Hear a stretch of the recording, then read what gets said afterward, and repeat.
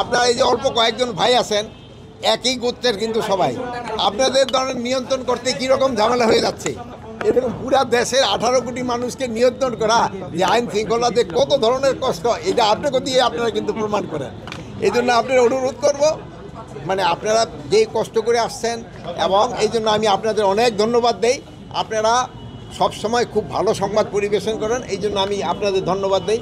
আমি আপনাদের এবং আপনাদের পরিবারের সবাইকে আমার ঈদের শুভেচ্ছা। আমার কাছে আমার প্রত্যাশা এই পর্যন্ত পূরণ হয়েছে, এই জন্য আমি এরকম কোনো বড় ধরনের কোনো রিপোর্ট আমি পাই নাই।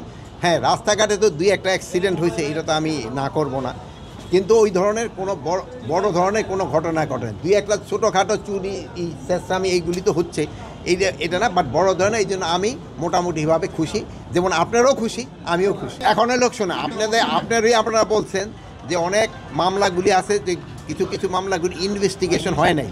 ইনভেস্টিগেশন হওয়ার পরে যে দোষী হবে তার আইনের আওতায় নেওয়া হবে।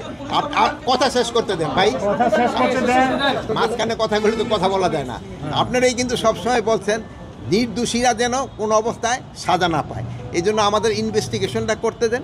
যদি ইনভেস্টিগেশন করার পর যেই দোষী হোক না কেন, কাউরে আইনের বাইরে থাকা হবে না, তারা আমরা অবশ্যই আইনের আওতায় নিয়ে আসবো। এটা তো আপনারই আমাকে রিকোয়েস্ট করছেন, আপনারই বলেন নাই ভাই, হাসতেছেন তো, বলেন আপনারই বলছেন, আপনার কথাই তো আমি রাখতেছি যে তারা ওইভাবে প্রমাণিত না হলে তারা আমি কেন একটা নির্দোষ লোকের কেন তো আমি সাজা দেবো, কিন্তু সব ক্ষেত্রে একটা নির্দোষ লোকের আমি কেন সাজা দেবো?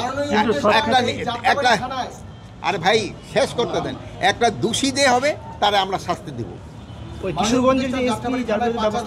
এখন এদের ক্ষেত্রে একটা কিশোরগঞ্জে এদের ক্ষেত্রে ধরেন একটা উপদেষ্টাদের একটা 3 জনের একটা কমিটি হয়েছে, ওনাদের একটা রিকমেন্ডেশন দিছে। ওই রিকমেন্ডেশনটা পাওয়ার পরে ওনাদের যদি দোষী হয় ওনাদের ব্যবস্থা নেওয়া হবে, যদি দোষী না হয় ওনাদের আবার যার জায়গায় ফেরত হবে।